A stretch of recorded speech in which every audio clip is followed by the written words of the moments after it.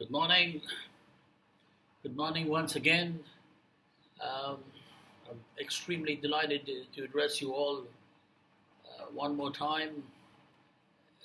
Apropos the state of the union, uh, vis-a-vis COVID, and by addressing the issues centric to India, I hope to make a point for the world at large. India being the largest democracy in the world, if a certain set of premises could be made applicable to India, it should work anywhere else in the world. Um, Fundamentally, the topic I would speak on today is that of infrastructure and entrepreneurship. Now, how these two could be used to resuscitate the economy here and edge them generous across geographies. Let me start off by citing a narrative from the holy scriptures of India. Yoga, very popular all over the world today, and in its present avatar, was actually incubated by none other than a great seer called Patanjali. Patanjali had a very unique way of narration in that his treatise started off with a solution and then deconstructed it so that people understood how one can get to the opposite solution. Ages them generous, I will be doing the same thing today with our infrastructure and entrepreneurship, and place before you the ways and means by which we can use these tools to develop a global economy.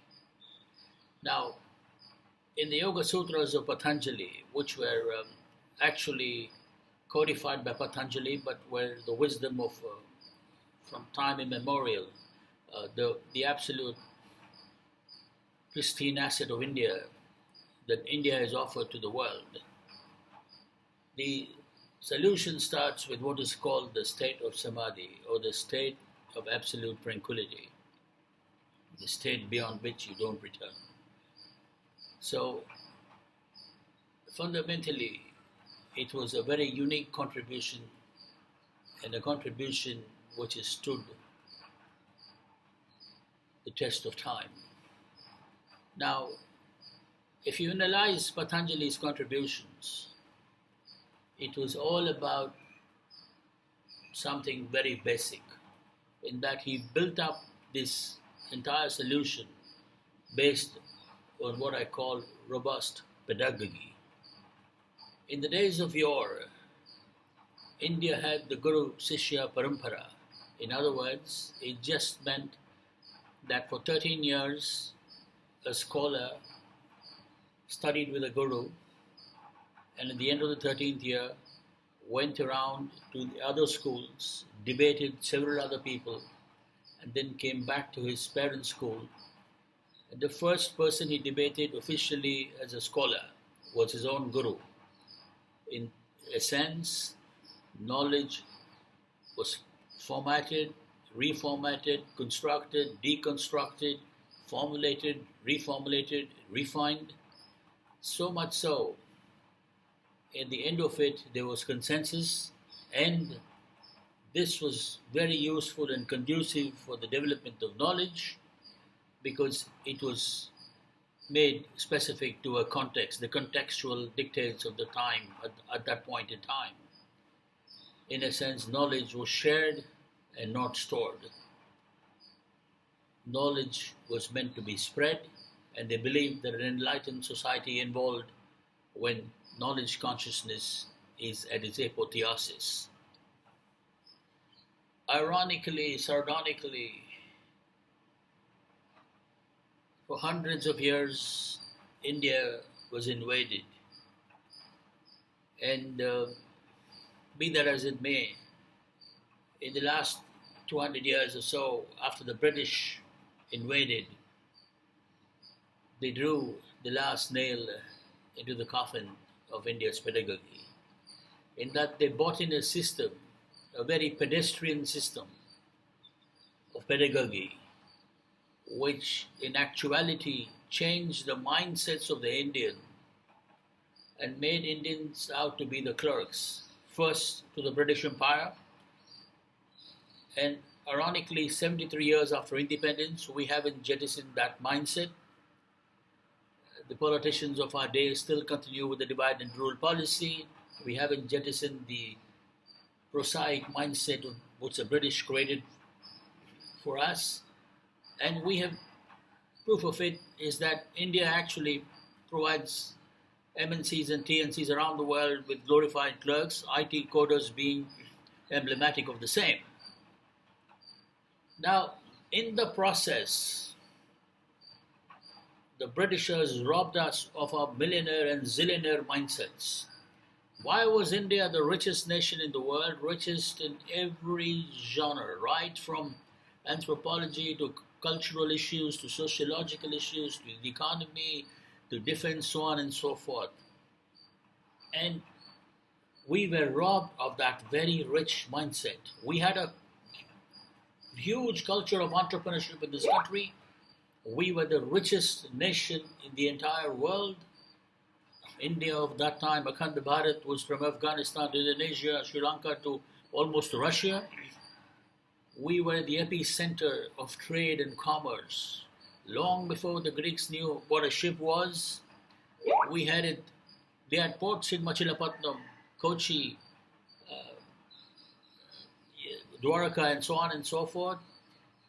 It's been recorded in history that for thousands of years we have used our seaports very ably and effectively. And the fact of the matter remains that quintessentially it was this rich pedagogy which led to this phenomenally gifted entrepreneurial mindset which the average Indian had. And in the days of yore, aptitude was read perfectly at the level of the Gurukul or the school, wherein students were slotted into four categories: the intellectual, the warrior classes, the traders, and the service classes. It was all done so beautifully that at no point in time was there any discord. They worked in unison. So the solution is to get back to entrepreneurship big time, to be back number one in the comity of nations. Now this leads me to the core point on infrastructure and entrepreneurship. Now, if we have to analyze what went wrong, what is the present state of the Union, and where do we have to go, I think the first thing I have to do is to give you a brief history of India's economic governance since independence. In fact, and I must state this, in circa 2015, I researched the defense economics of India. 2 years later, I completed it, 1947 to 2017, and in 2018, I wrote an anthology of 36 articles which covered the A to Z of India's defense economics. And whilst doing so, a core part was dovetailed to understanding the elemental nuances of India's economy since independence. So let's start off with 1947. In 1947, Pandit Jawaharlal Nehru, India's first Prime Minister, inherited an economic mess. In the first half of the last century, there were several issues which were really awful in terms of economic development, famine in several areas, civil unrest, so on and so forth. The British, as you know, were engaged in the game of loot, did not invest in our infrastructure, did not do anything to take us beyond the clerical mindset. And Pandit Nehru inherited a mess. And to add to his problems, we were even requested to pay what was then a huge amount of money to Pakistan. It was in this genre that the Prime Minister inherited the economy, and quickly he went about researching as to the model which will fit India best. Uh, on the advice of Harold Losky, Pandit Jawaharlal Nehru went in for a format called Fabian Socialism. Fabian Socialism is quintessentially something which is supposed to bring forth welfareism per se. There were several Indian economists too at that point in time, and then subsequently as well, people like K.N. Raj, Kumar Chakravarti, Amartya Sen, Professor Venu,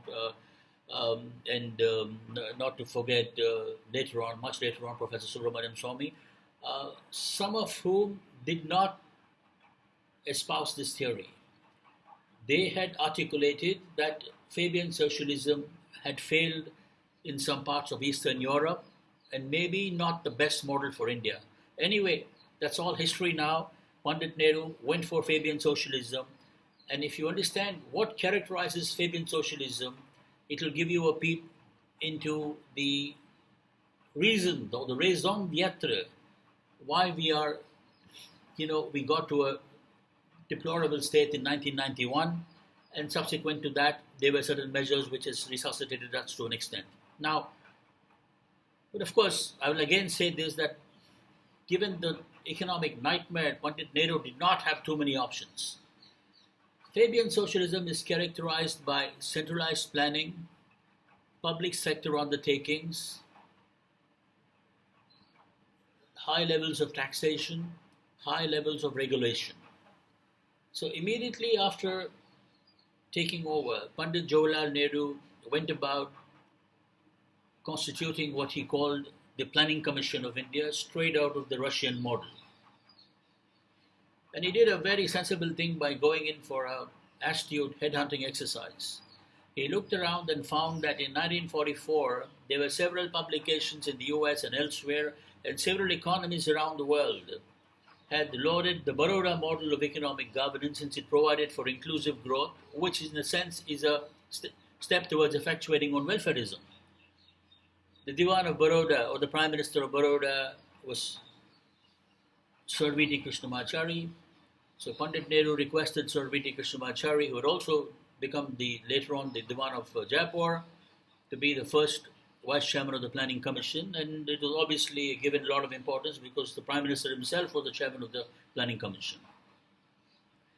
So quickly they went about doing their job. Remember, India of those days had men and women of very high integrity and honesty.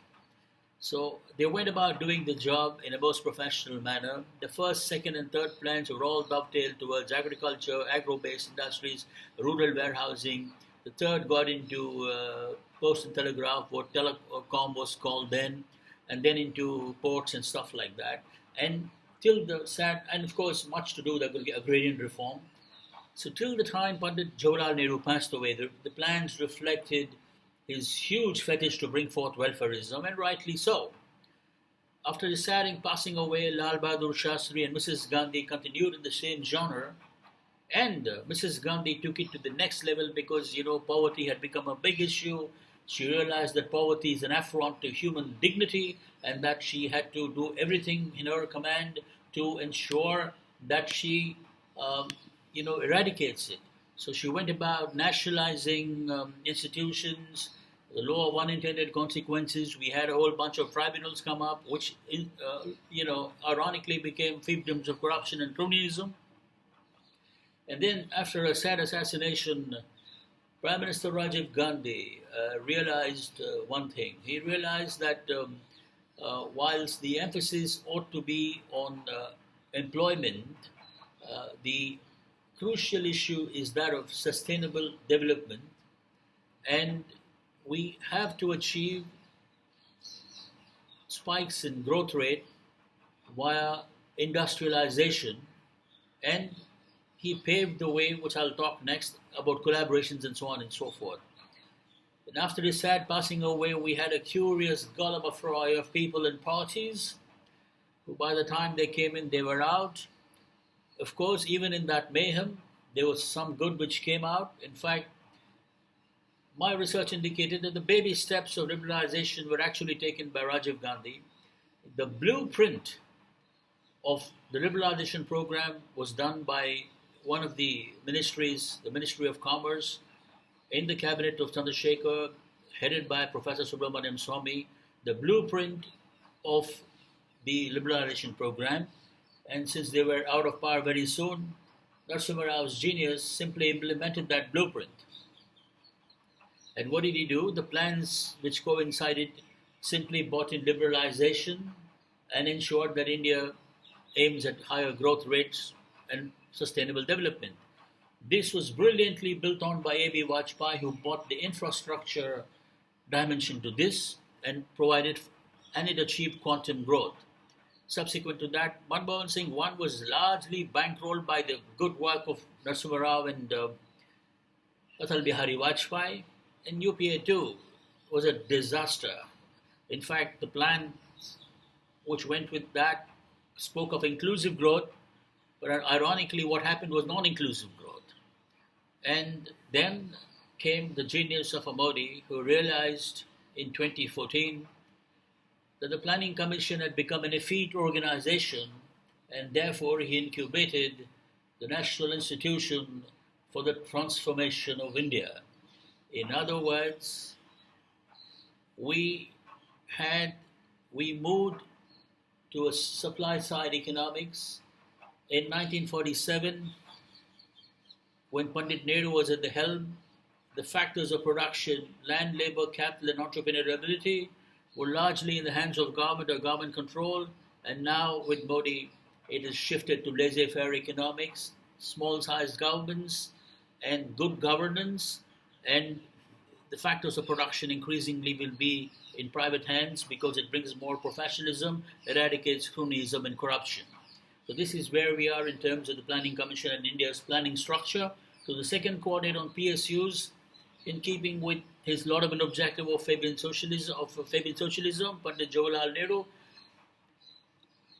the laudable objective of Fabian socialism is welfareism, and keeping with that dictate, Pandit Jawaharlal Nehru brought forth what is called huge PSUs, and those that were there, he took them to humongous size. Now, what happened as a result of that?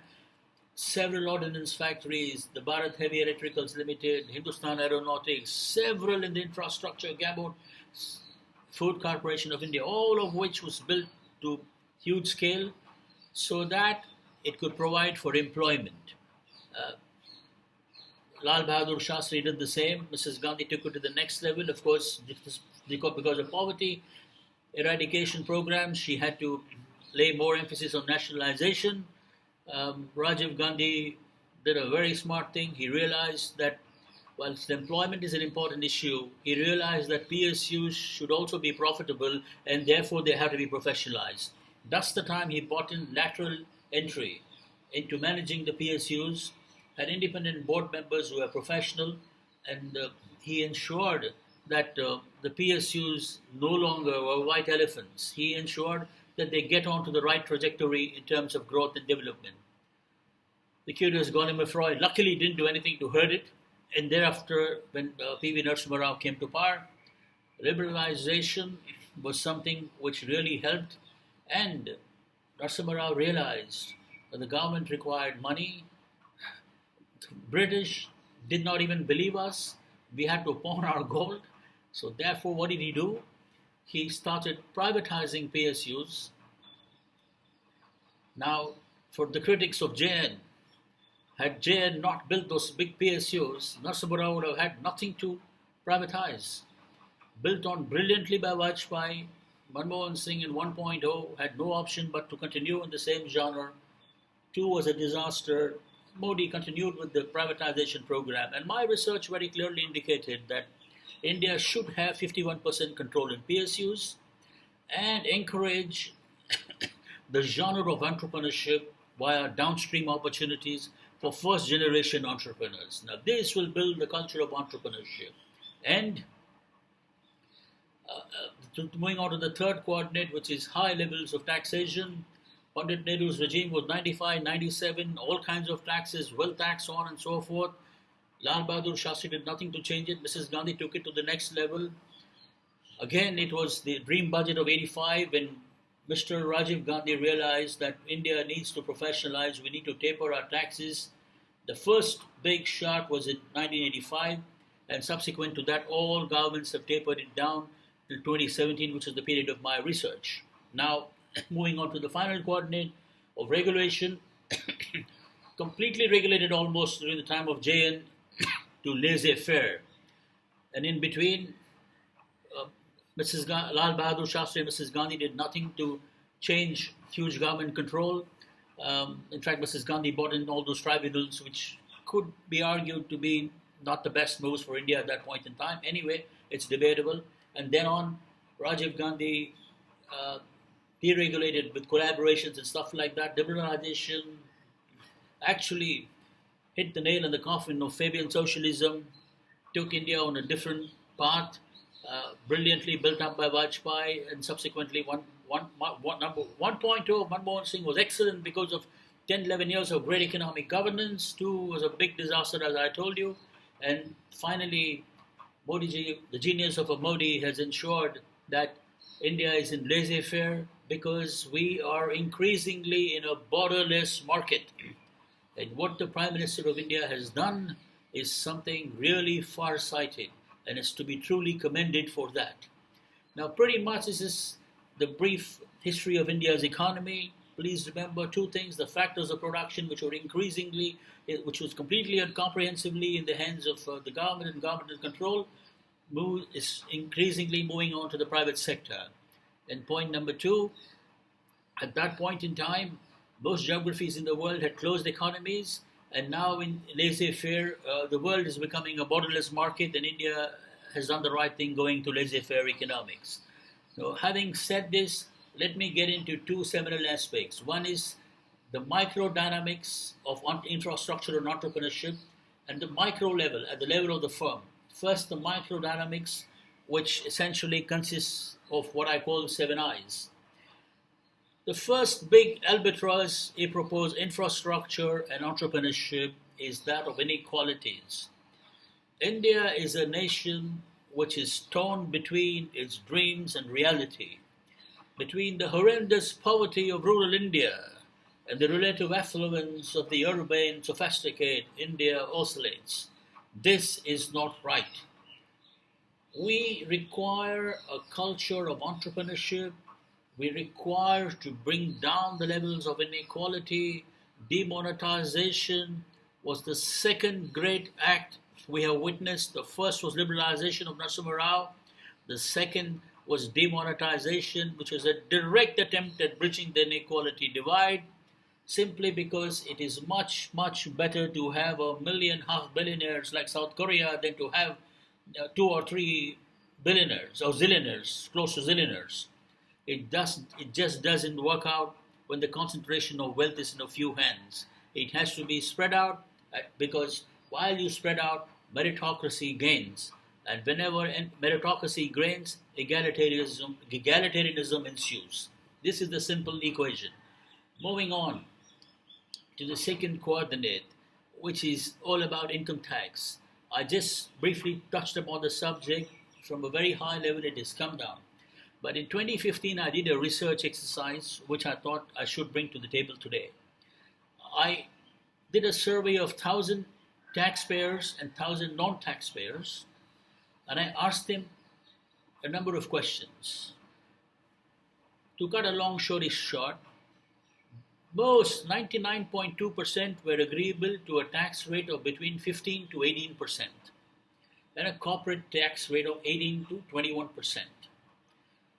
No one in the group, 2,000 group, were averse, no one was averse to paying a flat fee for infrastructure and defense funds. This would have actually raised humongous amount of money for the government to deploy in both the infrastructure and defense verticals. So let me say this another point here before I move to the next point. In 1992, fresh out of my research, I advocated to somebody who is now a top ideologue in the country that India has to do away with taxes. Then a 27-year-old kid A lot of people didn't take me seriously, but I had researched this based on some of the economies in Latin America, which had used this efficaciously. And of course, now a number of celebrated economists have espoused that, and almost everybody is talking of it. Playing around with taxes, bringing it to levels where compliance will be high, is the name of the game, and this will stop widespread evasion of taxes and bring more money into the exchequer, which can be deployed for as infusions for entrepreneurship in the infrastructure verticals. Now, moving on to the third point, which is that of interest rates. I believe, and in my very honest opinion, since I speak truth to power, that one of the greatest crimes in India is interest rate. Some of the SMEs pay interest rate at 14.25%, which is the biggest albatross they have, and a killer in terms of their existence itself, especially in their era of COVID. Well, let me make a point very bluntly here. Central banks, no matter where it is, in which geography it is, which nation it is, whether it's Argentina, America, India, China, Russia, wherever, Bundesbank in Germany, should be autonomous organizations, because central banks are there for a medium to long-term perspective, 5, 10, 15-year perspective. They decide on their coordinates for money supply, gold, and so on and so forth, so as to ensure sustainable, robust growth. This is their Mahamantra. In sharp contradistinction, the executive has this whole idea of short-termism, because they get elected for 4 years or 5 years. They try doing everything in their term, and this creates a lot of friction between the central bank and the executive. Very often, the executive wins. This results in higher levels of inflation and a pressure on interest rates.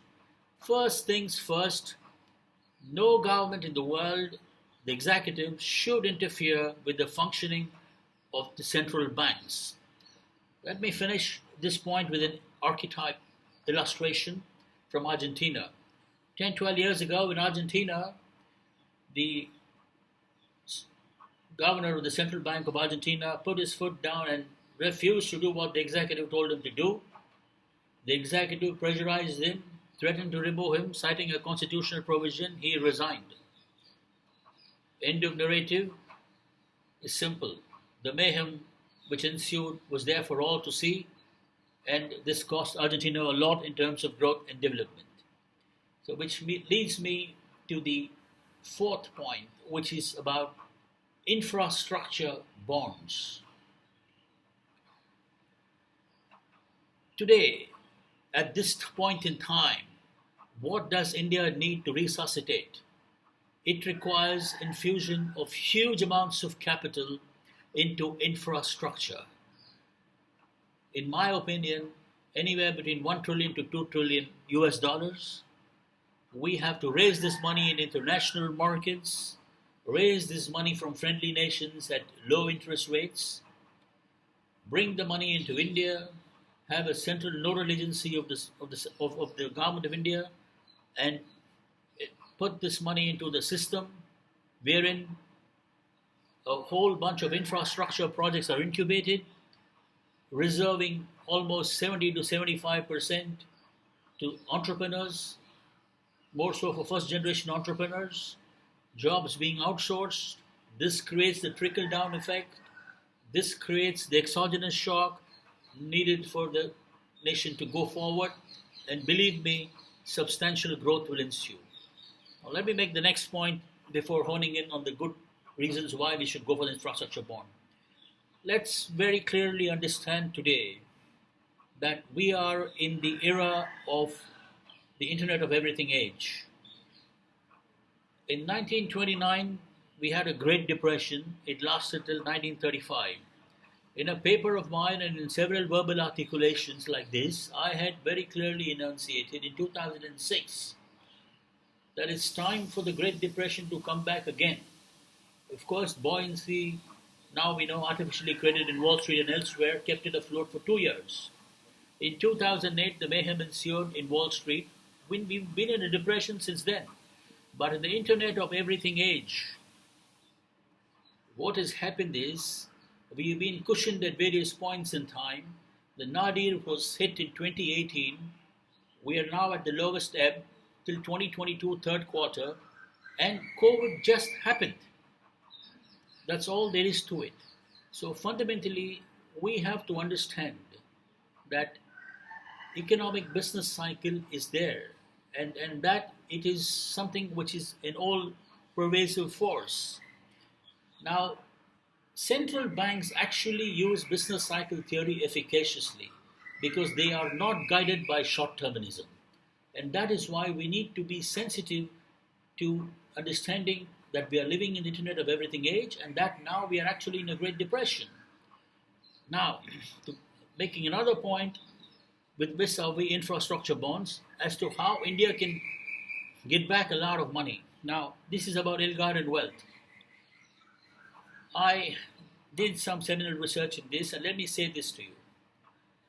Several politicians from 47 till now have all cited one thing: various treaties which proscribe India from getting the money back. There is a very simple solution provided we have political will. And what is the solution? All the government of India has to do, or the Parliament of India, pass a bill which simply escheats.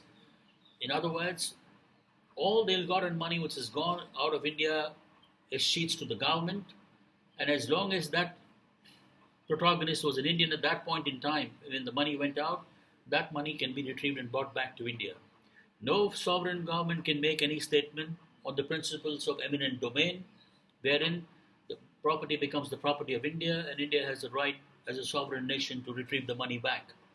Now, in 1913, even when the British were in India, it took $4 to get 1 rupee. Today, you know the scenario. India has lost out of the sweepstakes, and India needs to get the humongous amounts of money outside back into the country and really invested in infrastructure development and entrepreneurship, and to foster the culture of entrepreneurship, which leads me to the final point in this macrodynamic section, which is of interventionism. So all these issues lead to what is called interventionism by the government. Whenever the government intervenes, there is a kind of a impetus to the economy due to the shock which ensues. Now, this credit should go to John Maynard Keynes. In 1936, he wrote a classic treatise, and in fact, interventionism is known to enthuse aggregate demand. It was at that point in time, he had recommended that Britain and the Anglo-Saxon nations spend money on defense because we were just out of the first war and we were, getting into the next. So then that is exactly what many of the countries did to resuscitate. F.D. Roosevelt did put this to very good use in the United States. So intervention today by the government of India in infrastructure verticals would go a long way to ensure that India has year on year 11% plus growth rate from 2025 to 2035, which means India will be back as the numero uno country, one of the top 3 nations in the world, perhaps the numero uno country in the world, because for sure we will go past a 10 to 15 trillion dollar global economy. I mean, our GDP size will be over $15 trillion. US has $20 trillion today, but then it could be a zero-sum game, because if India gains phenomenally, some other economies could taper down. So India could be among the top 3 global economies in the world. Now moving on to the micro level issues at the level of the firm, which is of very pragmatic signification to many assembled here and to many who are hearing me. The first percept is that of egalitarianism. Egalitarianism in a corporate sense simply means democratizing the corporation. These are 7 E's, and the first almost 4 E's are about the policy board, and then about the executive board, and then the solution. First things first, we need to have, like in Sweden and most of European Union now, dichotomous boards, a policy board and an executive board. The role of the policy board is very, very simple. The role of the policy board is to come up with the mission, with the vision of the company. What is the grand vision of the company? How they are going to empower the stakeholders? Now, let me give you a definition of what this stakeholder group is, because there's so much of confusion now. The employees and the customers are the first stakeholders. The vendors and middle managerial level are the second level of stakeholders. This is followed by local neighborhoods, followed finally by the boards, top management, and the shareholders. This will lead to corporate egalitarianism, and this would lead to bridging the inequality divide. This would lead to highly motivated employees and outperforming corporations. Now, we need to ensure that this percept of corporate egalitarianism is something which boards are educated on thoroughly, and the fact remains that there have been several studies all across the European Union wherein when they had unitary boards and then dichotomous boards, they found that organizations were much better performers when they were dichotomous boards simply because the levels of motivation went very high. Going back to the holy scriptures of India, the Mahabharata was characteristic of two boards, of a dichotomous board. Bhagwan Sri Krishna was the chairman of the policy board, Yudhishthira the president of the executive board, Arjun Dev the CEO and MD. They worked in unison, they worked in tandem, achieved a larger objective, a pluralistic objective, a righteous objective, and provided value for their citizens. In today's jargon, it will be known as stakeholders. Please remember that corporate governance and political governance are like the face and the obverse of a coin. It's as simple as that. And fundamentally, in terms of corporate egalitarianism, we talk of welfareism of all these stakeholder groups. And that is in sharp contradistinction to profiteering, which we are now seeing rampantly across geographies. Now, let me give you a few exemplars. A few years ago, we had a company in India which was alphabetically the Rivers of Satyam. They were into infrastructure. The way the nine pins came crumbling down was there for all to see. Huge amounts of money went down the drain. We still don't know the last word as far as ILNFS goes, Infrastructure Leasing and Financial Services Limited. We have no clue what is going on. We don't know how much money has been gone. We only have press reports. Some say 90,000, some say 110,000. But the bottom line is stakeholders have lost enormously, which includes even the government. This is not just specific to India. There have been studies after studies by various think tanks in the United States, wherein this is something all of you should know, that be it Democrats or be it Republicans, one thing is permanent in the United States, which is lobbying groups. They are all pervasive. It's like the middlemen in India, who facilitate deals. It's the same thing there.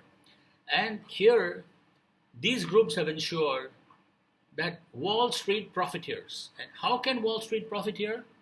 Only by ensuring ecological destruction at some level and by engaging in acts which could be considered unethical, period. I just told you I'd speak truth to power, but this is what it is. There have been several think tanks, the list is endless, which have said that ecological issues and ethical issues are at the core. And Wall Street, sadly, does not recognize this in reality. Though all these companies, whether it's ExxonMobil or any of the top infrastructure companies, they'll have 20 and 30 pages of corporate governance doctrines, out of which 20 will be CSR, that we did this, we plan to do this, we've always been into this, meaning sustainable development and stuff like that, but none of which actually happens in reality, because at the end of the day, in the US, much as in India today, it's only the shareholder group which decides everything, and then they go simply by profits. This has to change, which leads me to the second point, which is envisioning the vision. This has to be done perfectly by the board. The board will have to take the situational dictates into account. They will have to understand the macro dynamics of the industry they are in and usher in the architecture to incubate individualized corporations. What does that mean? Very simple. Every person associated with a company becomes an independent value addition center, period.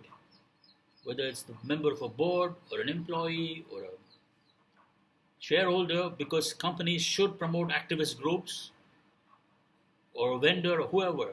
What am I doing? What is my act going to help the company further its interests? Is the only question they have. The highest and best interest of the corporation should be equated to the vision of the corporation. And this does away with both cronyism and corruption and ineptitude of any kind. And more importantly, it does one thing. It professionalizes the corporation across the board by having continual training methodologies in place, which leads me to the next percept of the policy board: efficiencies. This is of seminal signification for infrastructure entrepreneurship because efficiencies are of two categories: distinctive competencies and core competencies.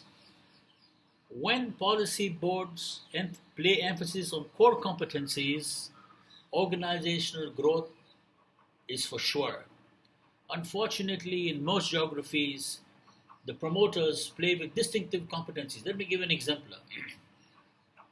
When KP Singh identified Gurugram with his team of people, economists, accountants, sociologists, to understand where the market is going, using their skill sets, when they identified Gurugram as a natural direction of growth and they invested in it, that is an exemplar of core competency being effectuated. An exemplar of distinctive competency is there for all to see.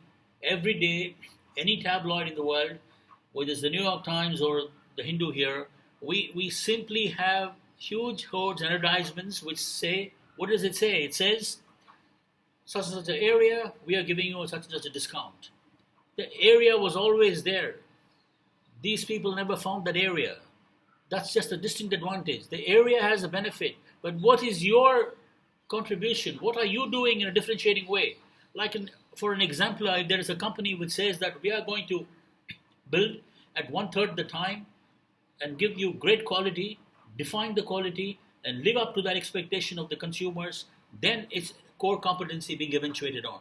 So this subtle difference should be understood by one and all, which leads me to the fourth point, which is the core point, which is about evolving servant leadership models.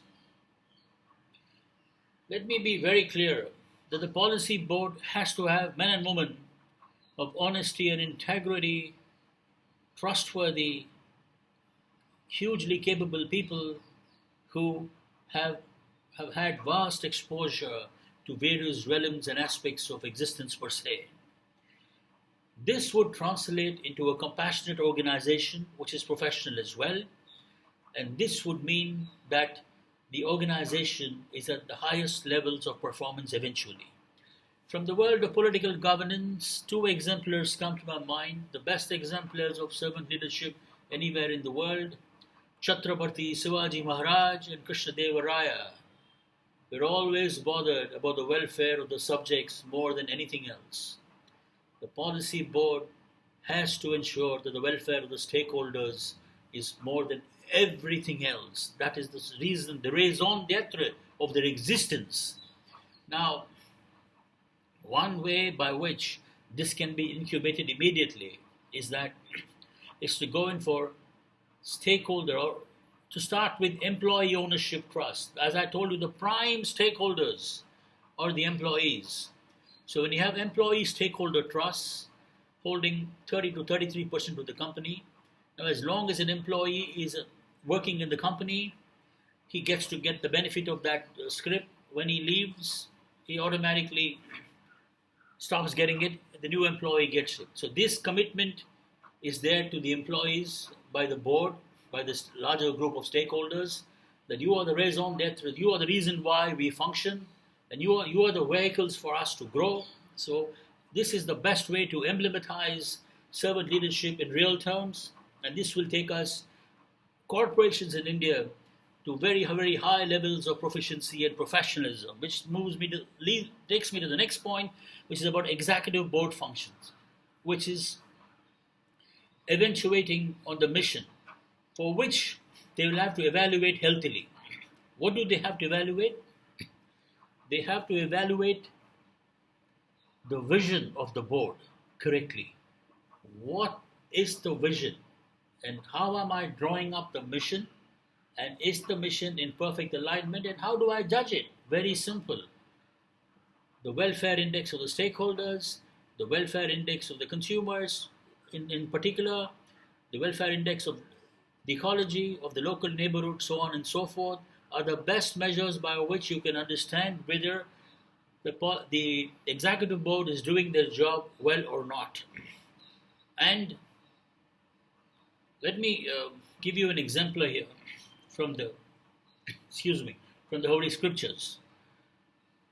In the Mahabharata, Dronacharya, the Guru, he had modules of 8 weeks. And in one module, he takes the villains, the Kauravas and the Pandavas, and his own son to the forest to teach them about both vision and mission. This aspect was on mission.